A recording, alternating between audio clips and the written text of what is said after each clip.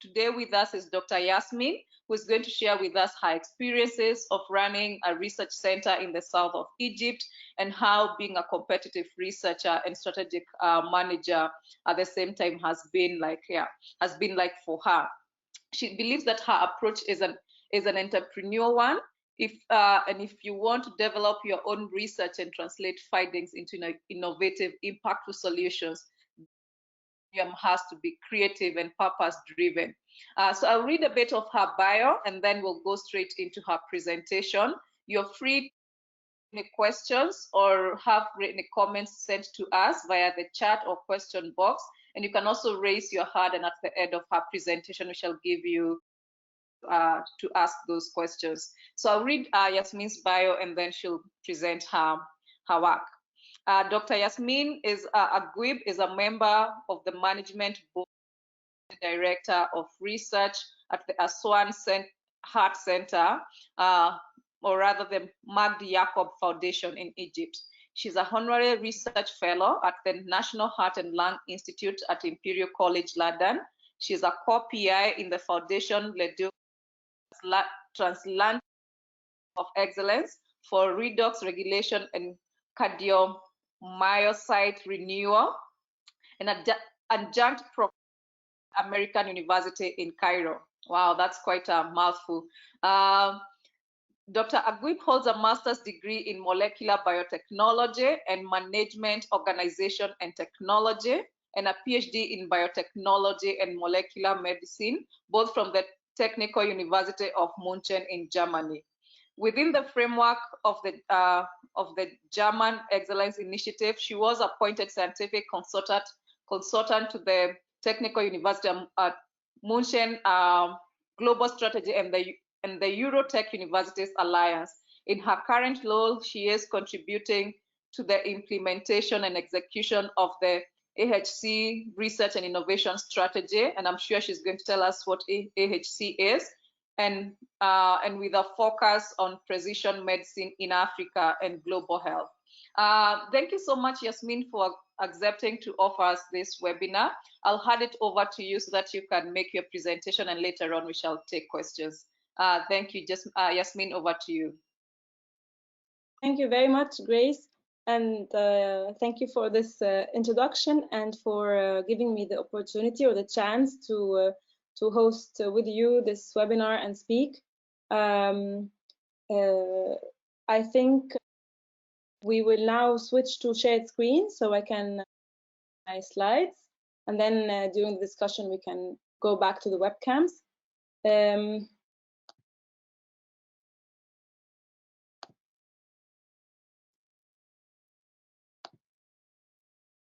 Okay, I hope everyone can see my first slide. And, yes, I can. Okay, that's very good. So as announced, I will try to introduce the idea of the entrepreneurial approach for science, research, and innovation management. As Grace has introduced me, I'm a life scientist, so I'm not a business manager or a classical or an entrepreneur. But I believe that I was exposed to stations during my past years and experience that have given me insights and ideas of how to facilitate, improve research management and research strategy. And I will try today to have this maybe as an introductory talk. I know we have 30 minutes, and from the participants list, I saw that it's a very mixed audience, also at different stages of their careers and from different backgrounds. So I'll try to not make it too much biomedical research and clinical research focused, and try to have it like a interdisciplinary to introduce some principles and have discussions with you. And then maybe in a second one or so, we can dig deeper into discipline or into my discipline. Just a brief, maybe just highlighting two stations of my work experience that made clear to me during my science career how important understand about project management and entrepreneurship early on in one's science and research career, which is not always usual and which is not always embedded into our study curricula. Not in the bachelor's phase, not in the master's, maybe sometimes when one takes elective courses or has a chance to choose a minor or so, not in all universities. And it is very important, and I really recommend everyone as early as possible to seek these insights and some training or education in the field. This will be the focus we'll be discussing the next 30 minutes. So when I started research, when I'm Egyptian and I went to Germany to study and start my bachelor's, I started from pretty early on in the semesters to do internships and work in hands-on research projects. And the first research group I landed in was the research group of Professor Arne Skera, which was in the Institute of Biochemistry. And he had just gotten a research prize in Germany for innovation. And because he had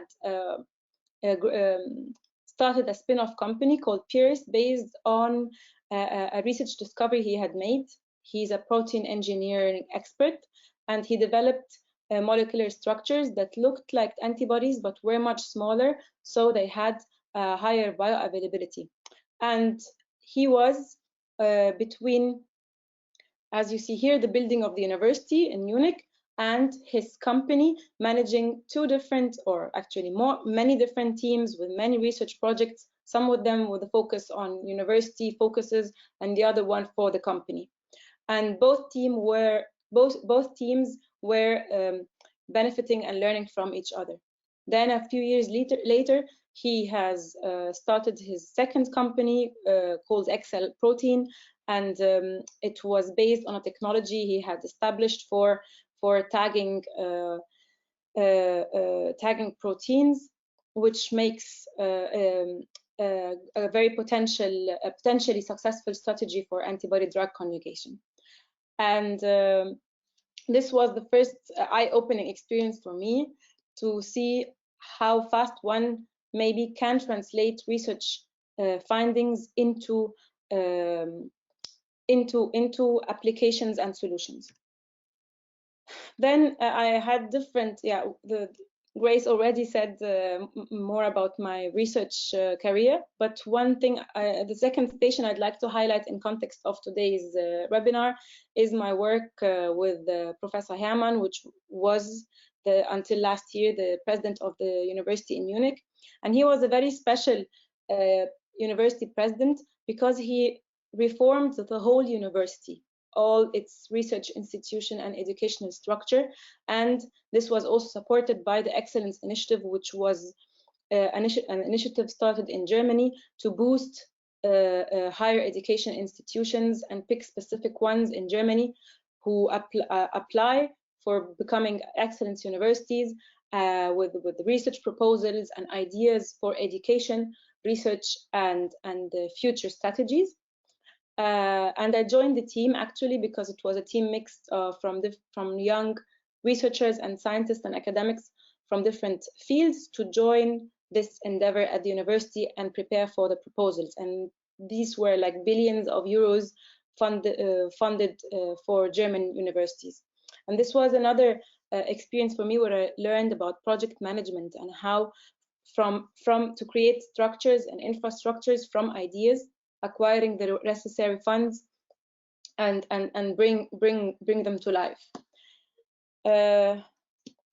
Another project highlighting an important thing that every one of us as a researcher or academic in any field needs is strategic partnerships. Strategic partnerships means that you will face many situations in life where you can start to collaborate with colleagues or with external partners, but you always have to think very well, how does this partnership or this offer or option or idea benefit you in the goals and targets you need to achieve.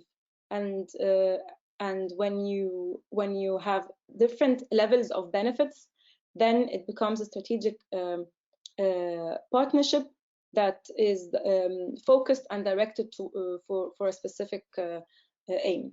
And this was a strategic partnership between the University of Munich and other technical universities. So the idea was to team up with other universities who have a very similar portfolio and similar priorities in order to create an alliance that can be presented and present their opinions to policy and politics, and also to sources of funding on EU level and different entities. And here also I learned how to align goals and try to unify voices in order to achieve joint aims. Also, as Grace mentioned, I speak briefly about where I am now. I have joined actually in end of 2014 the Aswan Heart Center, which is a focused cardiovascular hospital in the south of Egypt, here where the red circle is. This is in Aswan, where the Nile Dam is, the high dam, the Aswan Dam, and the hospital was placed there because the cardiovascular care in the south of Egypt was almost was not fulfilling the needs. So Professor Yaqub, who is here on the picture in a blue uniform, he is a well-known Egyptian cardiovascular surgeon and professor at the Imperial College London. He started and led one of the biggest cardiovascular or heart transplant programs in the past years worldwide, and there are also surgeries named after him. So he founded an institution, actually an NGO, a foundation, and started the Aswan Heart Center, which is a hybrid hospital for clinical services. And when I joined, one of my missions was to contribute to building a research and innovation center. One of the interesting things here is that the business model, it's actually not a business for profit, but still it is like a business model because we are running a clinical business, is that is all the services are offered free of charge, including drugs, surgeries, to everyone. And then patients can if they are able to, donate afterwards, after receiving the service outside of the hospital. But no money is being paid at all, no differentiation between like religion, race, wealth. There is a protocol of why and how patients can get accepted according to their critical health situation, or when they are from the south of Egypt or from other African countries where the surgeries offered do not or needed are not offered in the respective countries. So everything is funded by the donations of the people in this. Just a brief overview, we see almost over 33,000 patients per year. We hold like an average of 3 to 5 complex or open heart surgeries per day at the center, and also catheterizations. And my research interest is actually cardiovascular and non-coronary diseases in Africa, and understanding the molecular mechanisms and the epidemiological profiles. This here is a picture of North Africa, but this paper shows also the prevalence and the impact on economy and technology of cardiovascular diseases in different African countries.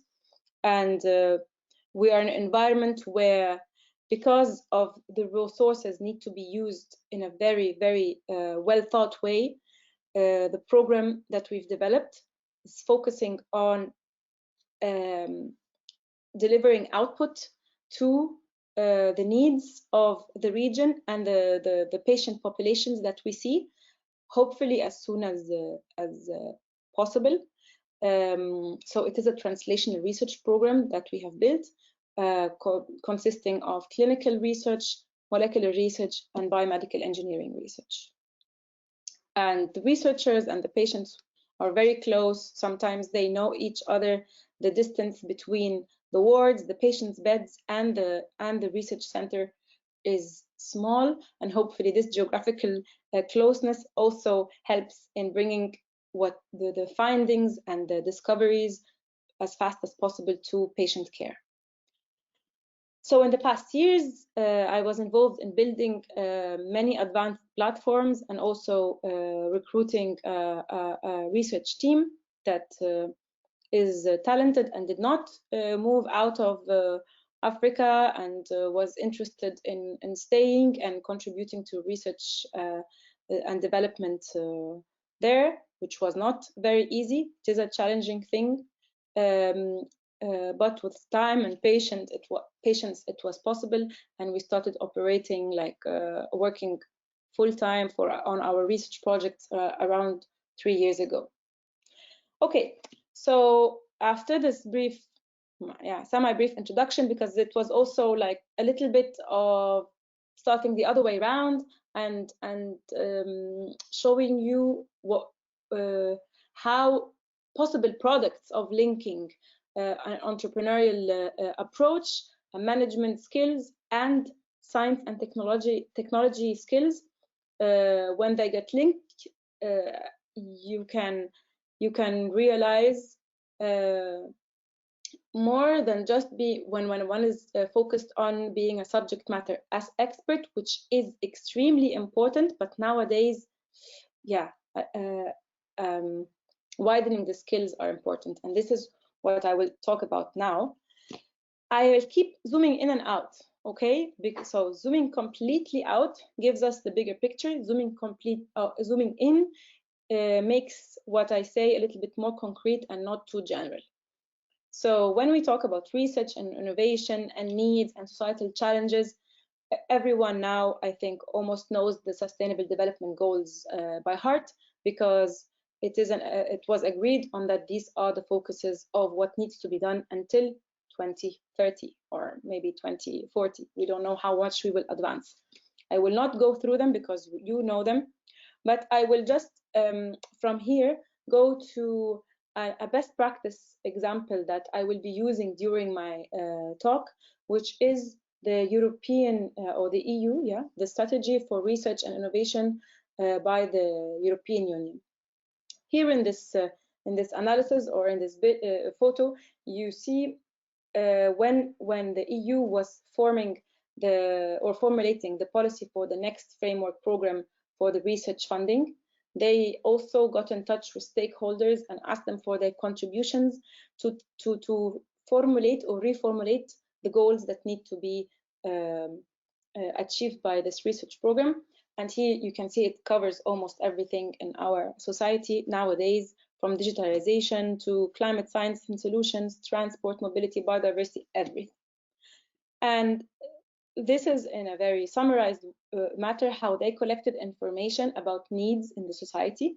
Documentation and questionnaires and data analysis, extensive data analysis lies behind this image.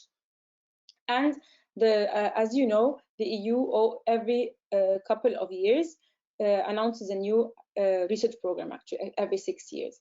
From Horizon 2020, they moved to Horizon Europe. As you notice here, when it came to the budget of Horizon Europe and Horizon 2020, I did not show it for now. So I just wanted to say that this program is the new program being activated from 2021, and it builds on Horizon 2020.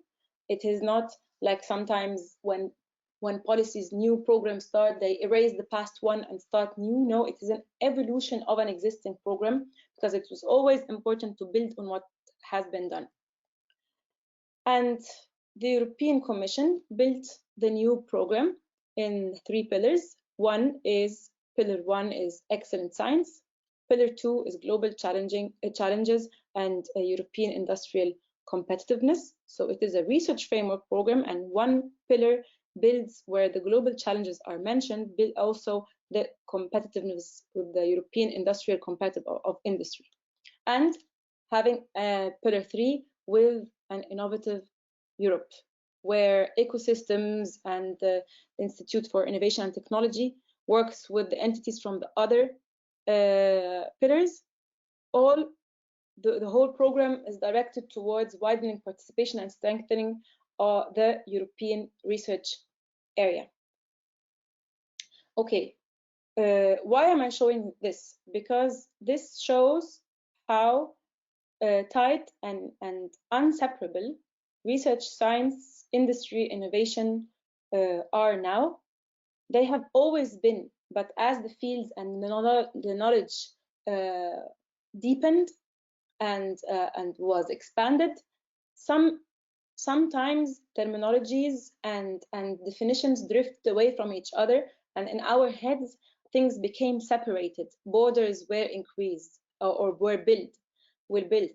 And in the past years, as you all know, the borders are being now again lifted because it was realized that you cannot just define sectors, faculties, field, disciplines for them on their own and claim that they can solve the country's or the region's economical challenges. No, it is all an interplay, and maybe even the disciplines are taking the shape of each other.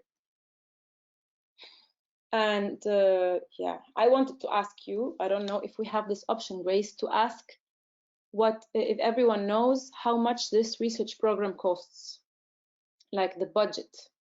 If participants would like to take a wild guess and type in what they think, how much the budget that was set for the European 21 to 27 research program is. How many euros? I will wait a minute. Maybe some will take a wild guess. Maybe someone already saw the number in my next slide.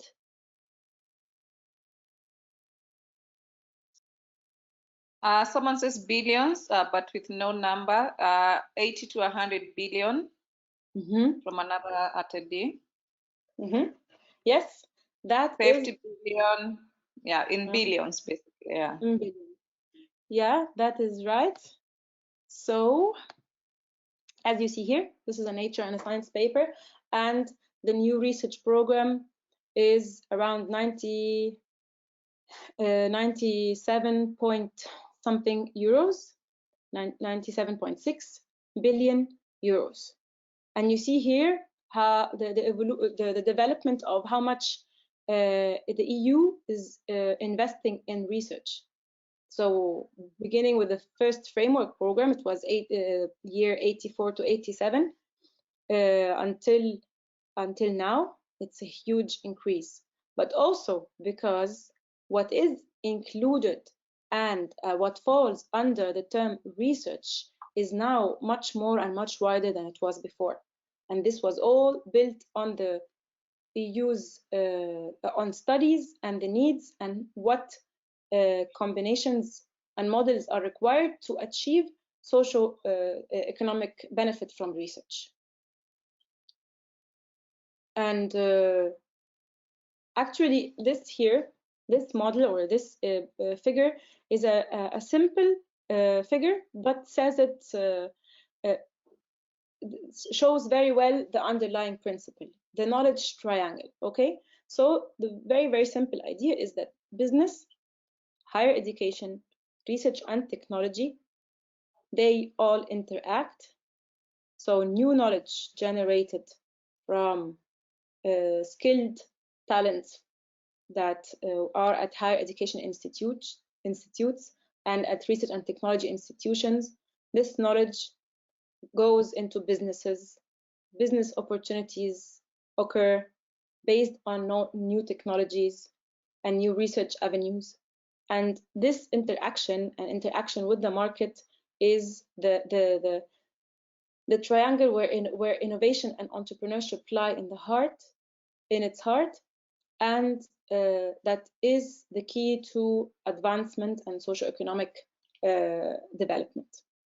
And this is why in the new research programs, I'm taking in today the EU as an example, but also the US and Asian countries, and also in many countries it's shaping in that direction, but maybe some programs have used data in a more systematic way and showed it and have published it more than others.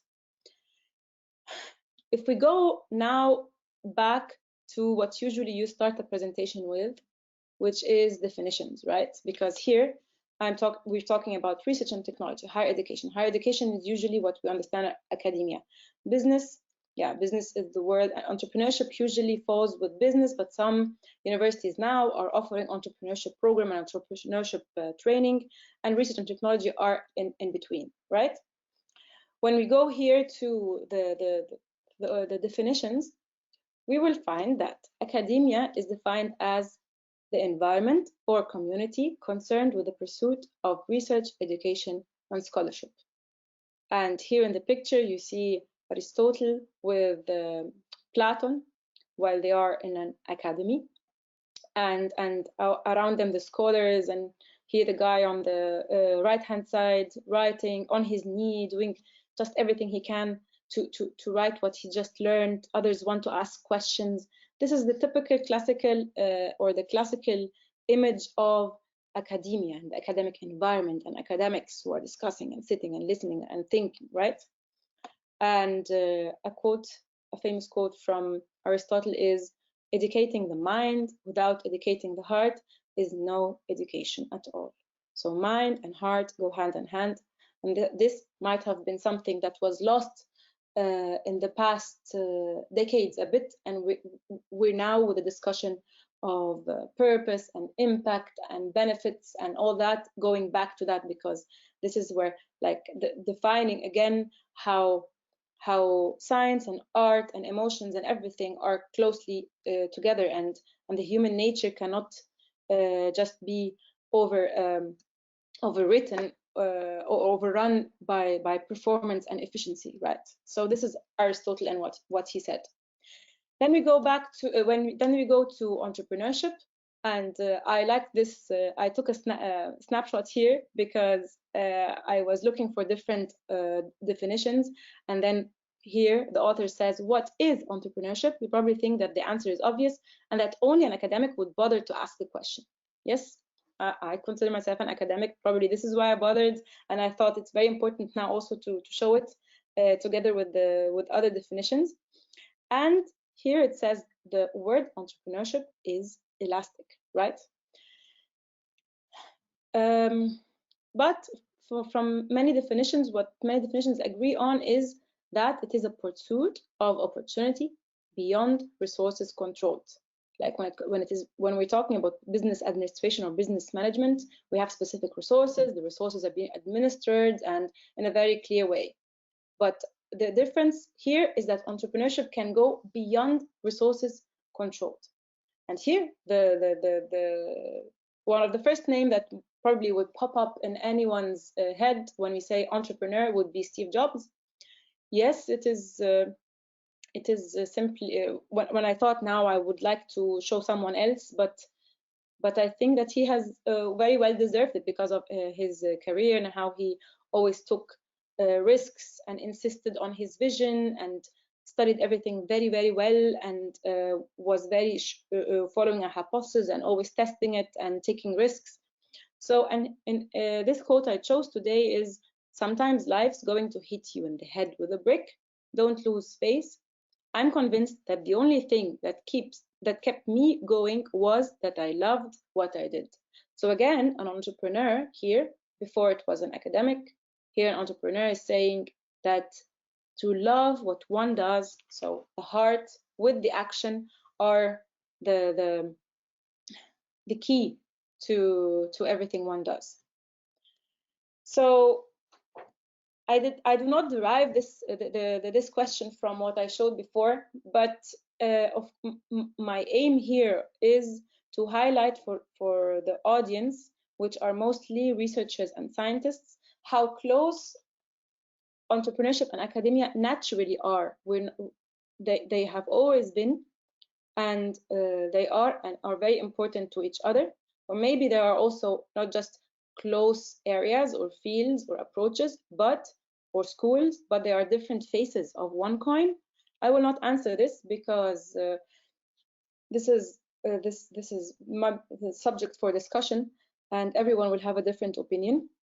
But what I would like to state is that entrepreneurship is an integral part of our basic education and culture nowadays, or has become, but maybe not everywhere it is still offered formally, but online and virtual and everywhere, one can access this in knowledge and learn about it, and it is important for everyone to start training and reading about this. Why? So here I've briefly mapped just a subset of activities and skills what I think that show actually that how close entrepreneurs and academics are. So both are innovators. They innovate new businesses, new ideas, and discoveries.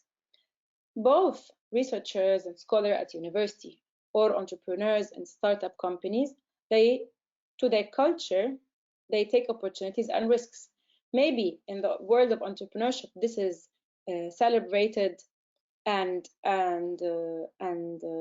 wished for, and in the world of academia, unfortunately, it seems to have gone lost. In now many universities are getting it back, but not everywhere and not in all the countries. The systems are evolving fast enough to support this. Both built on talents, that's everywhere. Then both need to recognize needs and societal challenges. That happens everywhere in both areas. Entrepreneurs actually are defined that they are entrepreneurs because they recognize needs and address them with ideas and products and business plans. And academics also, but our focus on academics sometimes shifts from that, because the academic culture is not necessarily as fast and as dynamic every day as the business world. Sometimes we tend, I do not generalize, but I'm just like, I think we need to be aware of our weaknesses in order to develop. So sometimes we lose focus of where the journey actually goes, and we might go in our research after personal interests, which is very important. But if we have limited resources, then actually we need to think of the needs and how we're addressing societal challenges all the time. Work with limited resources, create sources for goods, services, and procedures. Both do that. Also, academia creates many valuable resources, but maybe doesn't close the cycle or the loop always. Huge impact on economy and societal wealth. Needs well-designed projects and defined targets. Requires imagination and creativity. Require commitment and determination. So how much the systems on each side are supporting this is actually where it is the role of every one of us to try to change and promote their micro environment to develop the systems as much as we can to support what is missing. And on both sides, there are many other definitions and sub-definitions and subtypes. So there are academic entrepreneurs and there are entrepreneurship professors, and all the words are actually going into each other. Now, back to the Horizon 2020 program, because this is the policy aspect. If we look here in the lower part of the slide, you will see the new features of what changed in the EU strategy from Horizon 2020, that is ending this year, to the next phase of research strategy. And here is one, I will just highlight one or two things, is more open innovation. You can see the word open. So open science, open innovation. What does open mean?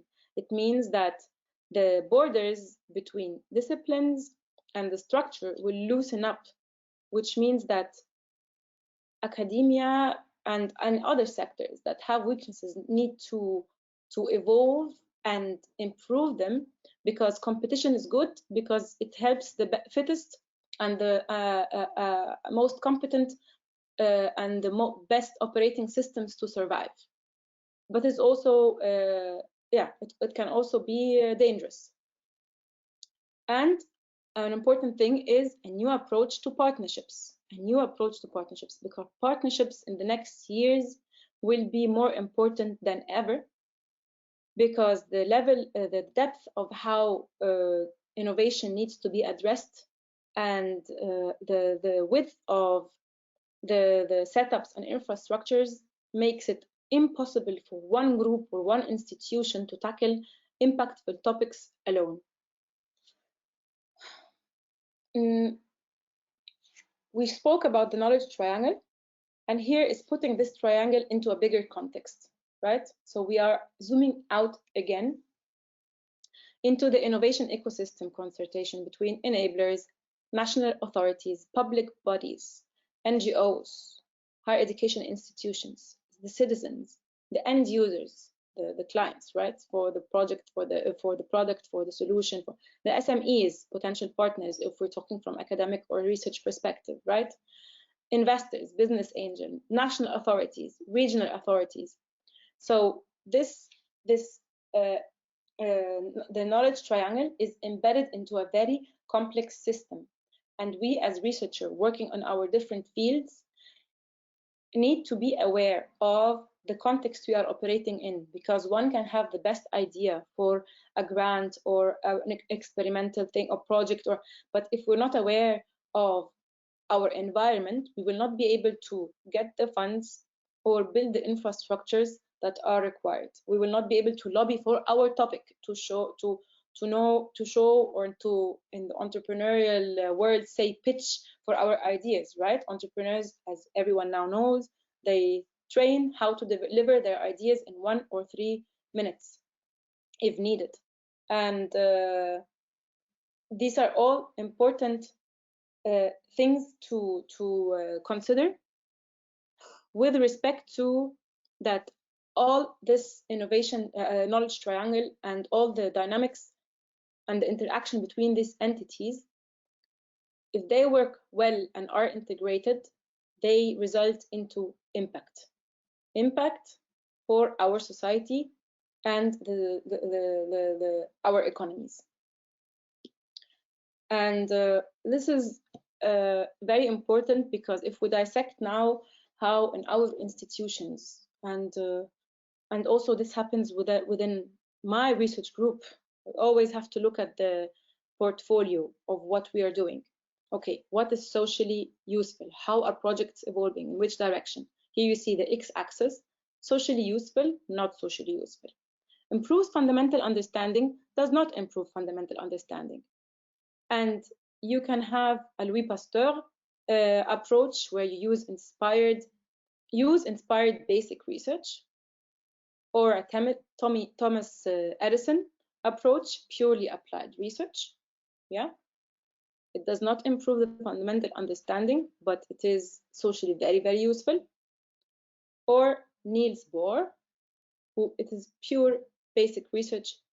Yeah, and then there is this does not improve fundamental understanding and is not socially useful.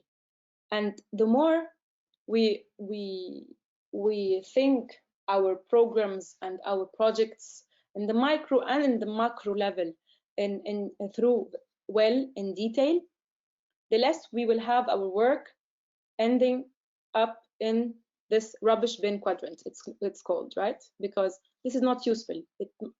If it was not studied well enough at the beginning and assessed well, then it might end up as a lost resources, or unuseful. The tricky question is, how do you know? But I will show afterwards some points that can help us assess our ideas, and without killing creativity. Now, we've showed the knowledge triangle in the bigger context, and because here we also are talking about the African context, it is important for us to know that we have some more challenges than the challenges that are handled by a program, for example, established at the EU. But an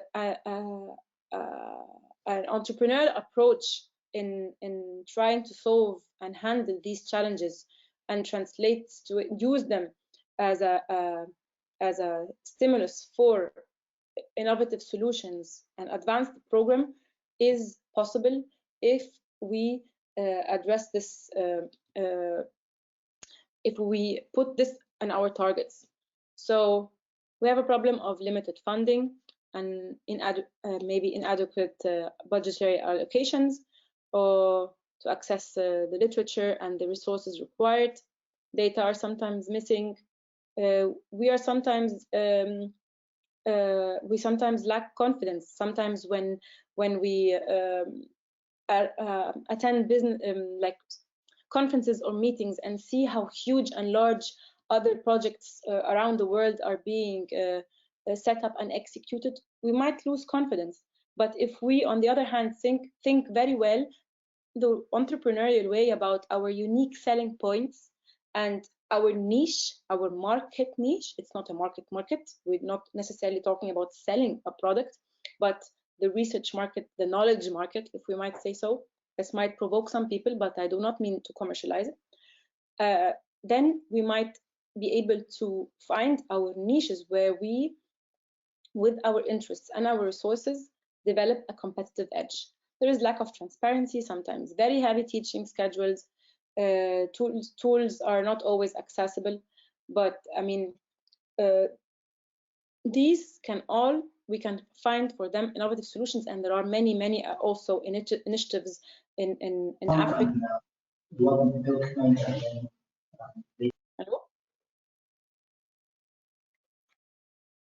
And there are many initiatives in Africa that address already some of these challenges. This figure here, maybe for some it is very well known, but maybe for others who are still in the beginning of their research career or in the working on projects, or maybe who are new to managing projects, it is useful to see all these layers at a glance, right? One has personal plans, and then there are personal plans for a project. What do I need to do in the project I'm involved in? What do we as a group or as a network need to do? How do we measure our outcomes, and how do we measure our tools? The strategy, how we want to get to our targets, and the vision of where we want to be, what we want to be in many years with the work we are doing today. What are the values important to us? Are we ready to follow any way that will lead us to our vision, or do we have specific values that we want to stick to? And what is our mission in our society? Maybe even with very focused projects, if one is still in the beginning of his career and working on a small part of a project, knowing or some of these answers will train one in always understanding the slightly bigger context one is operating in, which will help every one of us to develop in the direction they want to be without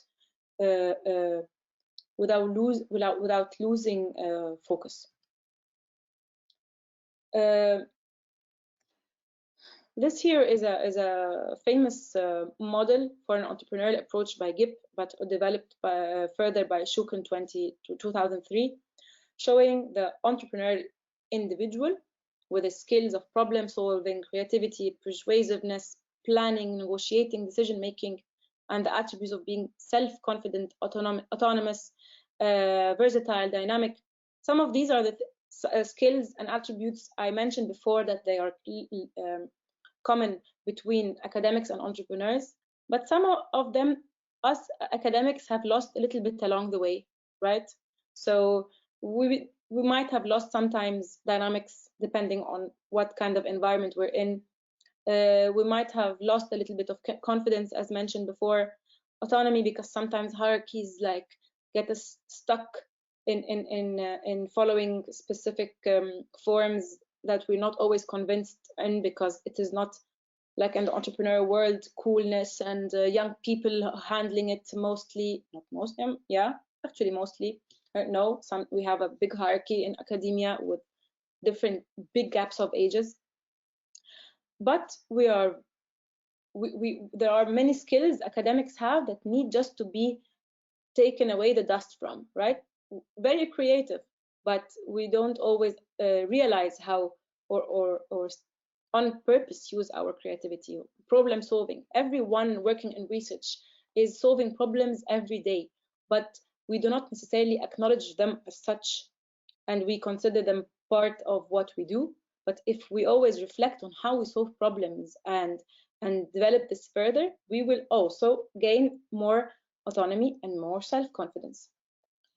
I think that in today's webinar, we're just introducing the approach of the closeness between science and research and entrepreneurship. Actually, not just the closeness, it's actually academics and researchers and innovators in the academic field need and have to be entrepreneurial in the way they are leading their research and solving the challenges through their projects or in their institutions in order to be able to execute the projects. So we'll not get too much into depth. Maybe we can do that at another time. And here it is another way to visualize it as a pathway. This comes from a company, not from a research group or so, where they say, okay, when you are working in research, in innovation, not in research, in innovation, you have to scan your environment, manage technology portfolio, know your resources and manage them well, know where your work is in the innovation roadmap that is discussed and state of the art, manage the ideas of your team. If you are in your mid-career researcher, this is a very important thing. Being strategic, it's hidden behind the why, how to win, being strategic. Discussing many scenarios and opportunities and problems that might occur. If you plan a 3 or 4 or 5 years research project, many things can happen during these years. What will you do if a bad or a good turn takes place? Are you prepared to realize that you have jumped many steps, or do we just, as researchers, goes one step after the other and do the project plan scheduled for 4 years? Or if a catastrophe happens, will we be able to redirect? Do we have a plan 1A and B and other options that we have in our portfolio? Or will it be the end of our research group? These are very important things. Markets, even if one is not in economy, we need to understand the markets, like the need I'm trying to solve through my research. What contribution will it have? How will it contribute to the needs, and who else is doing similar stuff, and what are the differences? Managing resources is very important. It's a world on its own. It can be a webinar on its own, because resources is a team. Resources is the budget you have. Resources is the budget you want to acquire, the journals you can access, everything. Okay, very important, because this is a controversial thing. Here, we're not talking about a total commercialization of research. Like in entrepreneurship, usually it is all directed towards, the general discussion is directed towards profit. This is what everyone would think, but we're not, I'm not talking about it in that way only. I'm talking about the entrepreneurial way or approach and mindset in using limited resources and creating opportunity. Research does not have to yield into money this year or in 3 years or in 5 years, but on the long run, it needs to have a benefit, a tangible benefit to society that is not necessarily always monetary, right? But we have to be able to measure it. Is it improvement in patient care, or is it reducing the cost of patient care? These are different things, and they are a type of revenue or profit that is not monetary, that research actually wants to achieve. So it's not just commercializing it as a capitalist approach. It is to direct it to societal benefit. Will this kill blue sky research? No, because you can always score and place yourself and assess correctly the research questions and objectives that you are handling. And if it is blue sky research that is, as we saw in the axis before, in the x-axis, we had advancing fundamental knowledge and fundamental science. This is an outcome but it also can be planned and monitored in order not to lose many years and then end up in the rubbish bin. Okay, also social entrepreneurship showed this. It is that not every entrepreneurial mindset does not always have to end up in money for individuals or for profit. I think because we do not have enough time, I'll try to skip some slides, and I will just highlight that implementing what the concepts I'm talking about now is not easy in every environment. One might have a boss or an institution that is in a phase that is very open to change, and they ask you to submit all the ideas that you have to improve your environment. And maybe for another person, this is not where its institution is, and it will need patience and strategic planning. Like small aims of you for yourself need to assess what are the needs and the priorities that matter most for you to reach what you want with your research and with your ventures, and then you focus on them. You don't just say, okay, I want to build up a research program like the EU's EU in 2 years in my country. No, because this would be unrealistic. But we go steps depending on our environment. I think with this slide only shows also us as researchers what the blocks are that are important in our knowledge. And here the academic entrepreneurship program by Penn State University, it's directed for medical and health scientists, but it applies for everyone, built it in 5 blocks. In learning as a researcher and a science and an innovation manager, to manage also people and teams and resources, to have a very profound understanding about intellectual property rights and regulations, to have a strong focus on strong subject matter expert knowledge for the science and technology topics one is working with, the ideation process to give it a strong focus with your teams you're in, that this is also a process that you regularly need to check into with your teams, and being aware of finance and business aspects and rules and matters in your institution, in your country. This is very, very general. So just to close up or wrap up what to discuss today, imagine a little bit, this is of course a very, very generalized thought, but when you say research and technology with Marie Curie, higher education, typical Aristotle, Plato figures and profiles, then business with Steve Jobs, and that a researcher nowadays actually needs to be a little bit of everyone in this image. And the knowledge triangle actually evolves to become an innovation pyramid, where the peak is the government, the tip is the government and public bodies that are very, very important and cannot be ignored in any interactions here. And this is also for us as researchers very important to be aware of all the time, no matter how early we are in our careers. I thank you very much for listening to and participating in the webinar. This is the team in Aswan, and this is an image of a felucca on the Nile. And thank you very much. I end up with a quote from Aristotle, where he says, where your talents and the needs of the world cross, there lies your vocation, your calling, your purpose. Thank you very much, and looking forward to your questions.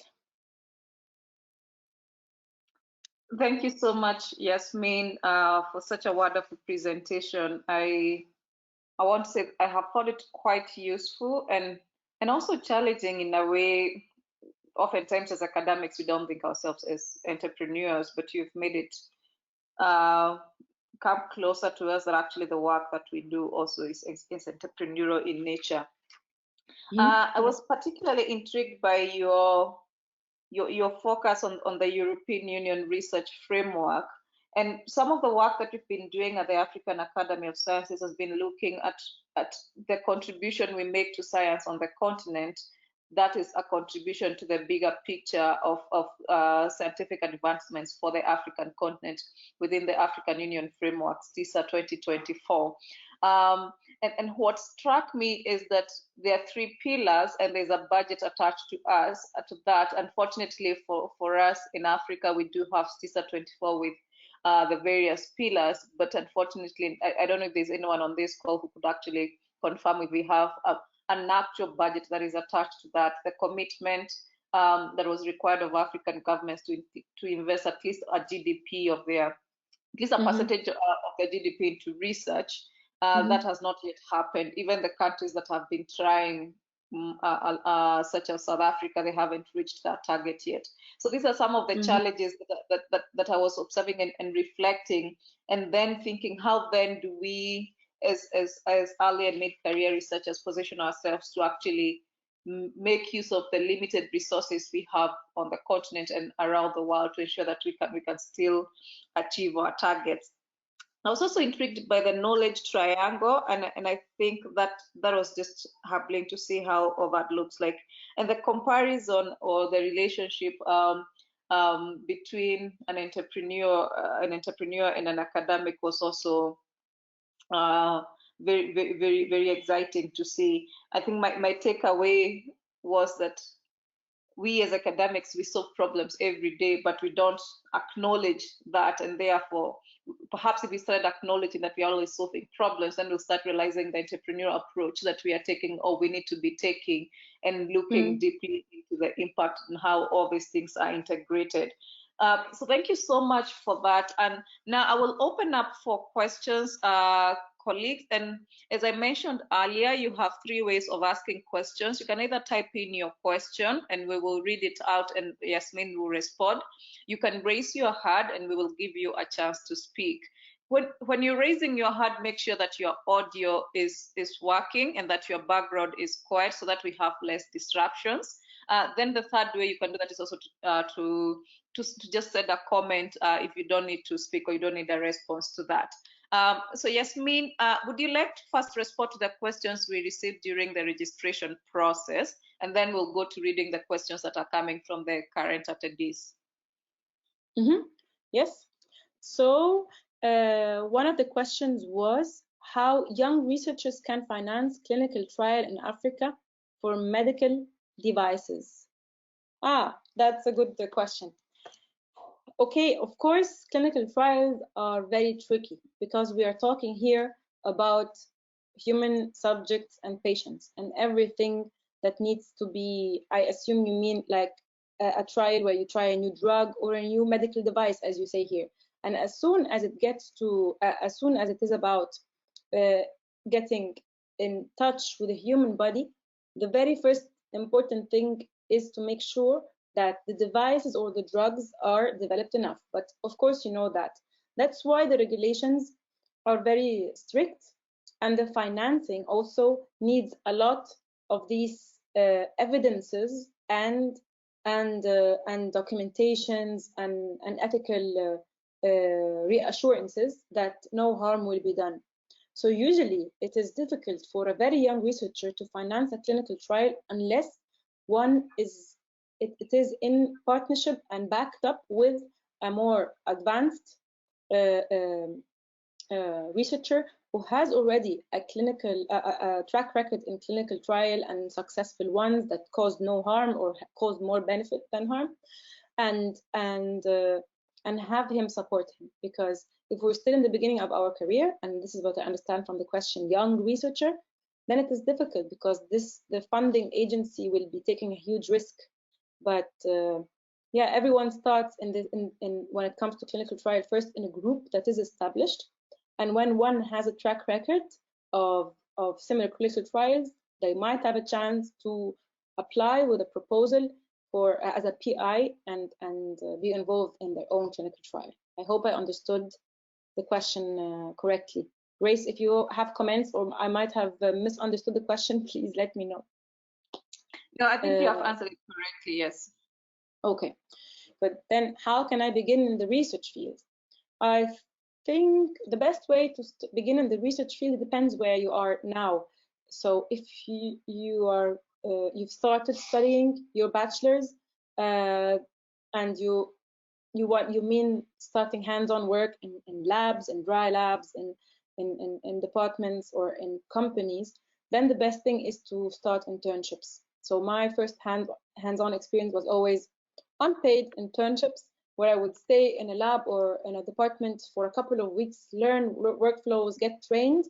After I get trained and learn, I have to get back to that department or group. So I start also working for them. And this is how you build a network and expertise and trust to take you from one step to the other. So this is usually the beginning to hands-on internships. Of course, accompanied with readings and with the curriculum that you have started in your university. What needs to be done to encourage universities to collaborate with usually small science-based startups? So you are talking from an SME perspective, and universities are reluctant to collaborate. I think because in the past years, so many startups have started, it is always for a university difficult to screen them. So they always look at, every university has a different strategy, and it's good to know whether this university has, for example, a research and innovation transfer central office, or how they are handling their, or are the collaborations with startup decentralized? Do they work like faculty or group to the SME directly? And then you need to study very well what their portfolio and interests are, and select which universities and which academic bodies actually would make sense for you to approach, because you would have an added value for them and they for you. So they, any partner, not all universities, will start a partnership with you when there is a win-win situation. And they have to see why there is a win-win situation. They will research you as an SME, and they will need to know who finances you, how successful are you, how solid is your science basis. You say you're a science-based startup, they will have to evaluate that. So it is not very easy, especially if we are talking about a university that is entrepreneurial and gets many requests. Maybe your investors or your environment supporters who have links to these universities can help you. Often universities have networking and entrepreneurship events. They organize summer schools, they organize evenings for discussions and panel discussions. And sometimes it's a very good opportunity to join one of these events and networking opportunities or lectures, and then get in touch with someone. And if you convince them with what the common target is, I think things will roll. But if the discrepancy is big, then you have to think well and approach the next potential partner. Okay, so native language is English? No, my native language is Arabic. And actually, yeah, I started learning English at school, but then I trained my English during readings and publications and work and presentations. At the beginning, it was not very easy to present scientific content in English, but with training and a lot of training, it flows then after some years. Sometimes much faster than years. What is the pathway to strengthening innovation in African institutions? Well, I think I've discussed some of the points today, but in a general way. Maybe, Grace, we can have another webinar after a while where we can go more in depth. But I think that already the AAS, the African Academy of Sciences, and also other initiatives in Africa are following some pathways, and also the other best practice examples in other countries can give one good guidance, and we can discuss in a dedicated lecture. What's the first step to breaking out of your comfort zone and running after your true passion? The first step to break out of the comfort zone. Yeah, I think to think, what do I have to lose? What do I have to lose? What will I lose? What will I lose if I stay in my comfort zone? That I might miss many years before I start to test whether I can achieve something in the true in the field of true passion I have. What will I lose if I don't? If I do that and I fail, nothing. I mean, yeah, you might lose some time, some money, but you will gain experience and learn lessons that will help you the next time you try you start another attempt at running after your true passion. So it's always the question like, what will I lose? Will it be embarrassing to fail? Yeah, but who cares? Everyone who succeeds at some point fails a lot and is disappointed and cries a lot. So what do you have to lose? Just try it and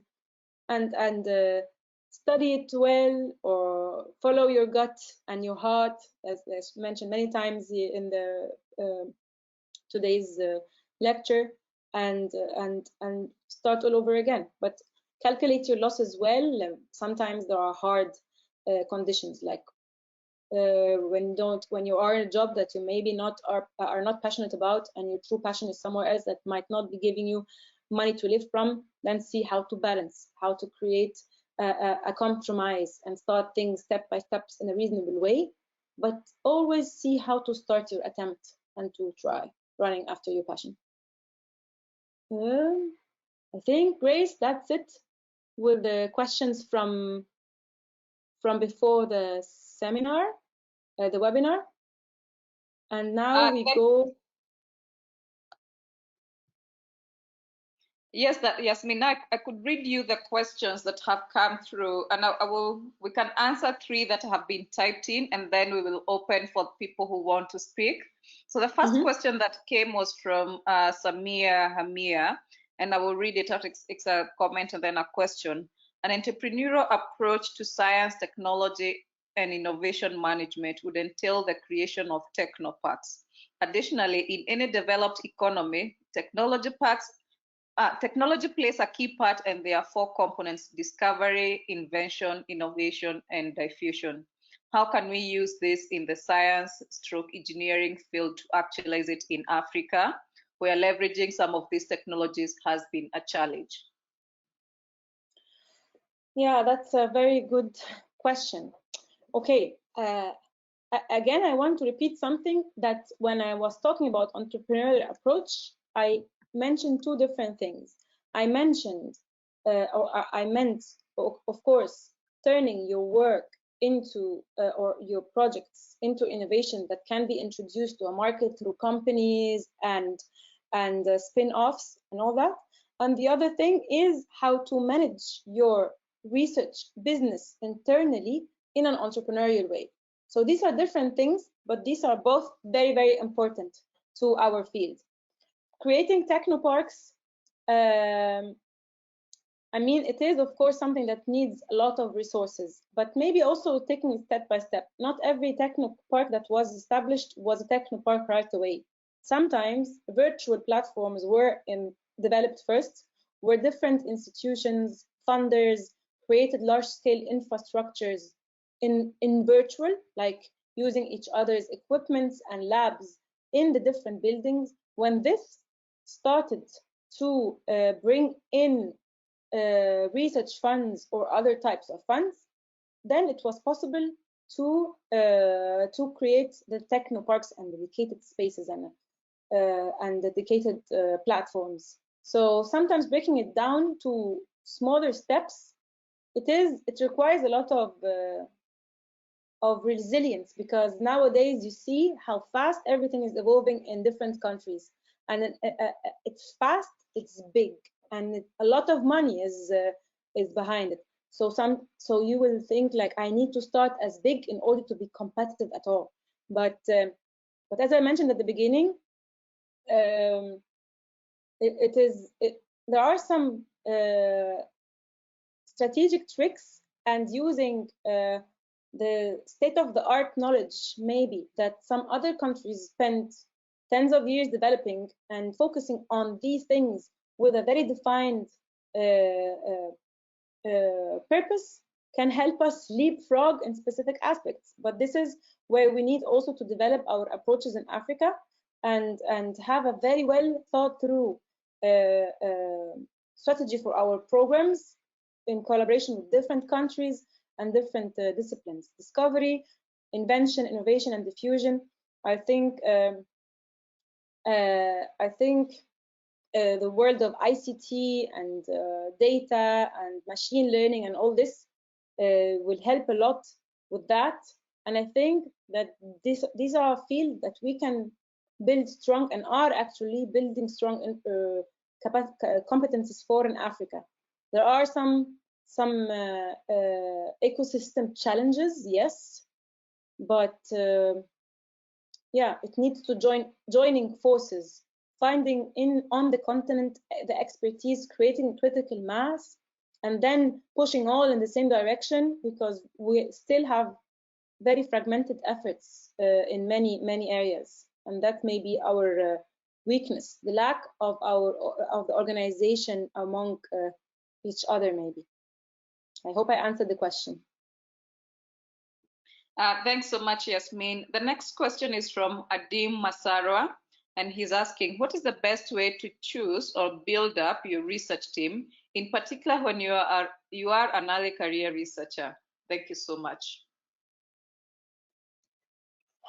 Okay, and so you are building actually your first team, and this is a very critical step, because it's the team composition, especially when you are an early career researcher that is establishing his or her renommee and her profile.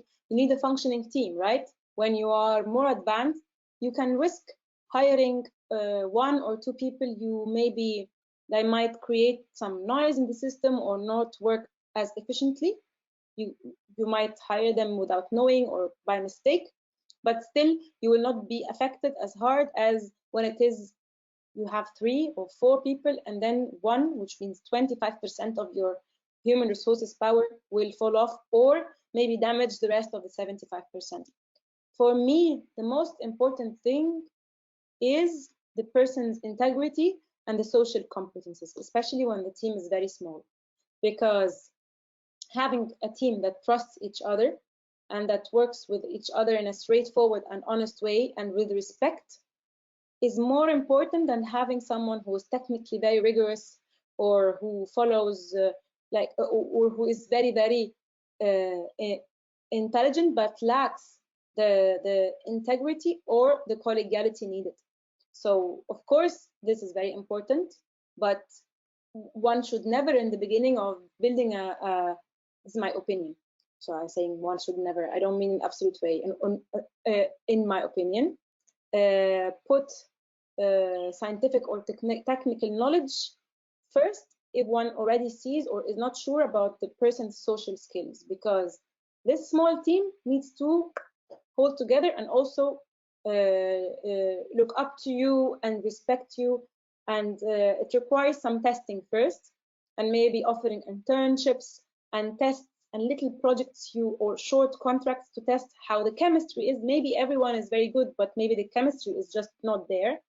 And if you have the core with the specific values and principles that are important to you, everyone who comes and joins that core team, even if they were different, they will adapt to these basic valuable values and principles.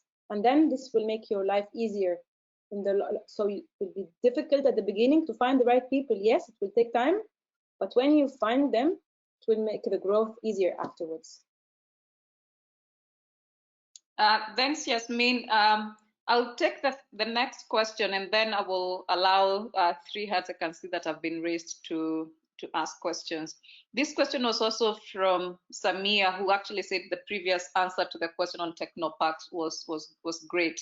He had another question, and it reads, what do you mean by adaptation of evaluation criteria in relation to entrepreneurship? Yes. Okay.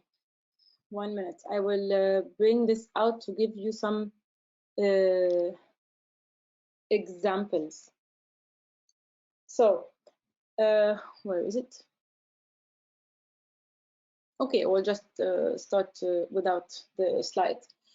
There are some skills and dynamics that we urgently need to develop in the research community and make them more general, more mainstream, that until now are not necessarily evaluated or valued enough in the academic area. Because, for example, if we say someone wants to have a very wide or horizontal view of the field and the perspectives of the future of a project he's working on, that means that this person will have to invest some time in that, taking some courses, understanding, reading different publications, not only scientific, also from economics magazines, also from other political things to know the political discussion, for example, all that. If one is under pressure to perform in their technical area in a very fast and extremely focused way over years, this makes one get this tunnel view and not being aware of what is outside, especially in the early until sometimes mid-career. So you get evaluated in the academic field very often for following one way in a very strict way and becoming an expert for it, subject matter expert. This is very important. But other activities and other valuable experiences need to be evaluated too, because this is an important for someone who then will become an intellectual authority in the future, hopefully, and a critical thinker. They cannot spend until they are in their like after their PhDs and maybe sometimes after the postdoc in specific things, and then when they have to manage teams and write proposal and explain added value to society, suddenly be overwhelmed by this context. And this is all because the evaluation systems at university and the academic and all that put sometimes in most of the universities more emphasis on following one narrow technical or disciplinary path. This is just an example. It's also my view. Some people might be angry at me of saying that. I've had once in a panel a discussion with a professor who said, no, generalists, we cannot have just everyone generalist, and we need experts. And I did not say everyone should become a generalist, but you cannot become a proper expert if you don't know the context around you. So we need to be both, and we need to give ourselves the time to gain that wide view. And it's at the moment very difficult because you're always under pressure to get a paper, to get the manuscript out, to prove that you're a scientist, to have this written on paper, and there are little criteria that evaluate you when you are a early and mid-career scientist, and even afterwards. So I think this needs a strong revolution, hopefully coming soon. Not political, I mean a revolution in the field of evaluating science and research. Thanks, Yasmin. There's a question here from Stefan, who has also raised his hand. So I'll go ahead and read your question instead of opening up the mics. Does it exist in Africa an agency able to finance clinical trials for students from developing countries, or is there some business angle? I think that relates to the other question we had on clinical trials. Can you repeat the question, please? Perhaps I would rephrase. So Stefan is asking about whether there are African or agencies based in Africa that can finance clinical trials for students for developing countries. So I'm not sure if it's for students or just financing clinical trials on the African continent, or does it require a business angle? So I'm not sure what exactly he meant by that other part of the question. But I think the major question there is, do we have institutions that finance clinical trials in Africa?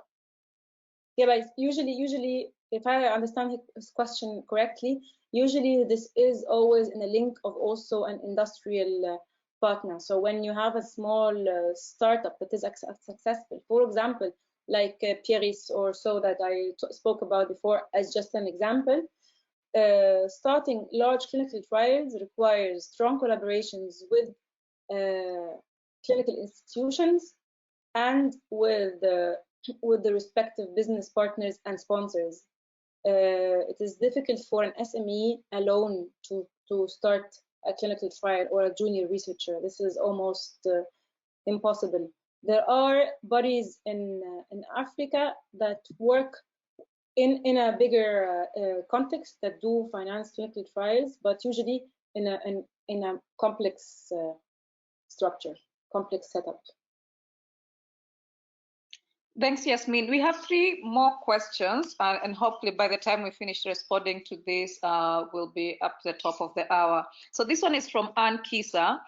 Where can early career researchers learn entrepreneurial skills? Maybe as on-job training. Are there any resources related to such skills acquisition? Okay, so there are different options. I don't think I will be able to tell every option now because it depends on your environment and the country you're in. But some of them are maybe just asking in SMEs around you or in companies, not only SME, in any company around you for an internship, even if it was away from your research field, to understand how corporates and companies work. This would be a hands-on thing. The other thing there are now many courses, virtual courses online about entrepreneurship by Coursera, by universities, edX, all these online on MOOCs platforms. They offer these courses, so they are good to give you an insight and an understanding. Then books, there are many, many books. What is also very good is to read articles. So every economic magazine or Harvard, for example, there is Harvard Business Review. There are podcasts that are amazing. Just HBR is just one example that gives you insights. You will not always agree with everything you hear, and you will not agree with the mindset or the approach or the targets that are handled and discussed in a podcast when it comes from other entities, because still you will have the academic mindset that is also a very specific one, but you will learn patterns and you will understand the language being spoken, and you have an insight regardless of whether you will agree with the approaches or not. So if you listen to 2 or 3 podcasts a month or a week, if you read an article, The Economist and other magazines, the open access parts. Thanks so much, Yasmin. 2 more questions. And actually, I see there are 3, and 2 are from Rita, so I'll read them together. So the first one from Rita was, how do you manage research as a business? Sorry, are you still speaking, Yasmin?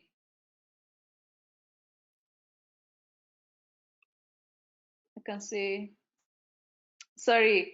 Yeah, I think we missed you a bit there. But let me read the question from Rita again, and there are 2 of them, so I'll read them back to back. How do you manage research as a business? Are the business processes the same like you would find in business, corporation that have goods or services that society needs? How do you set up business processes for research as a business? And she has a follow-up question.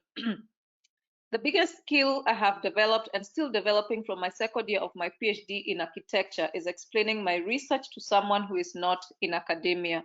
Another skill is borrowing from other disciplines. I'm undertaking a building performance evaluation of university student housing, and I came across the term evidence-based research, which as a method has been used in the health sciences. I'm intrigued by this as it is somehow connects to borrow Yasmin's phrase, from bench to bed. It would be great to have a webinar on this approach in future. Yeah, I think the second one is more of a comment than a question. So let's address the question of research as a business. Okay, the question is a little bit wide, because if I understood correctly, the main question is how to set up a business based on research, right? Yeah, she's asking how you manage your research as a business and wondering whether the business process used in the business environment would apply in a research environment. Yes. Yeah, many things are translatable. Depends on also the type of research institution you are working for. So currently, I am working for an NGO. So I work from the nations, or now we're building also applying for funds for research. And at the moment, we're not focused on generating profit or money back. But all the many funders are now requesting anyone who applies for a fund to say what the profit realization plan can be from a research project if applies. So this makes one first, when you write a grant, this is the first, I think, time that traditionally a researcher, a scientist, gets in touch with like business management and project costing tasks, right? Because usually we work, we order what we need. Usually it's our superiors when we're young who order this for us, and they tell us you can do that, do not. Some countries, you even if you want to buy things for your research, you do it on your own. Then you start like managing tiny funds.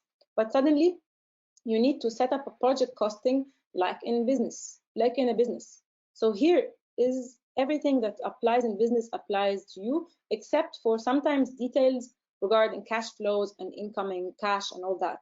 But you have to monitor your costs, you have to list your costs, you have to divide them, you have to divide them by month, you have to work on Gantt chart for your projects, you have to do a SWOT analysis. So many principles of business project, and also methodologies that consultants in big firms like McKinsey and so are using are now entities are starting to request researchers, senior research to use. So this is one thing. You start using this for your grants, and then when you have grant money or funding or internal funding even, your institution will always ask you what you spent, how you spent it, why did you buy it from this company, and why if not from that, and your suppliers, and how efficient is, for example, if I'm doing a specific experiment for a patient or a study, how much it costs, how can you reduce the costs, how can you get some of your activities maybe supported by a supplier, a company. All these are details that maybe, yeah, Grace and I spoke about the last when we were exploring what we can do, and this can be subject for another webinar. But many of the business processes can be adjusted and obtained. So one can look at his research group as a small business entity. That does not mean that they have to generate profit and kill creativity. No. But kill creative thinking and scientific thinking, but to look at the conditions and requirements and monitor the spendings. It's very important, especially when we are working under very limited resources and funding. That's more important. Thanks so much, Yasmin. I see we are at 1:30 p.m. So I'll take the last question. And then so we'll maybe spend just 5 additional minutes for this and closing the webinar. This one is from Samuel Bojo, and he asks, building a strategic partnership may be quite challenging in real life. What have your success factors in making this work for your research team? There are, I mean, that's true. It is not very easy, because it is not easy to build. So the easiest partnerships come from people that organically were in your networks and where you found you can work together and you understand each other very well. So this can start easily, but sometimes the people that you can work with well maybe have other priorities in research. Then comes the role to say, okay, I have to map my possibilities. There are partners that are difficult to get at the stage I'm in now, but they are very relevant. And there are others who are maybe of medium relevance, or there are small intersection, but we can work together now and very well. In that, the word strategic comes in, and we say, yeah, okay, I think it's better for all parties and be a win-win situation to start with option 2. And then when you build on this and it gets successful, with the little intersection part both partner up with, it will make you grow, and maybe this qualifies you for another partner who was very spot on but not accessible. It is difficult to show up suddenly in the life of another partner and convince him or the entity to partner up with, but it helps a lot when one knows their own strengths and their own weaknesses. And when you start partnering up, you start from a specific point of strength. So we don't go to someone and tell him, well, I'm building my this and everything is still beginning, but I want to partner up with you. Because then they will think, okay, what am I going to benefit from this partnership? Then it can go under another name, but not a strategic partnership. A strategic partnership, both parties need to benefit. So then sometimes one needs to wait and maybe in a targeted way develop one's work, one's profile, one's group to match if this partner is really a life-changing or game-changing partner for a group, and prepare very, very well when they get in touch.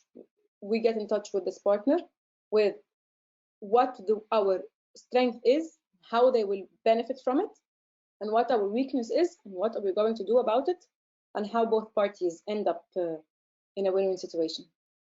This is just in brief, but yeah, just for the gist of it, of how to approach partners and also being realistic.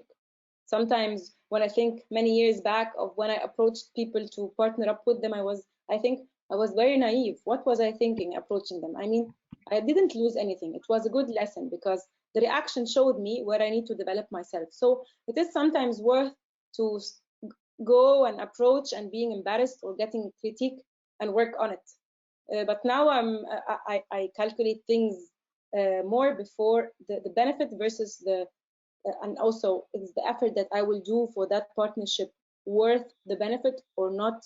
These are all thoughts that one needs to consider. Hope I answered a little bit. Thanks so much, Yasmin, and I hope other participants got responses as they wished for their questions. I've seen your feedback, their feedback saying that they appreciate the responses you have provided. Thank you very much for speaking for almost 1.5 hours to this community and to everyone who has attended to this webinar.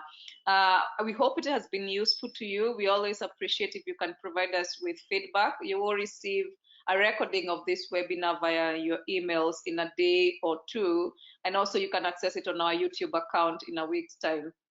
And you can share it with other people to listen. You may provide us feedback on what other kinds of webinars you may want to see in the future. We are always looking to see what other exciting or critical areas we need to be covering in our webinar series. Other than that, look out for our next webinar. We may have 2 webinars in the month of June. One will look at interdisciplinary collaborations, and we have a speaker who is a statistician and has been working with scientists from across different disciplines. So he'll be speaking to us in early June. We shall be advertising this in the next week or so.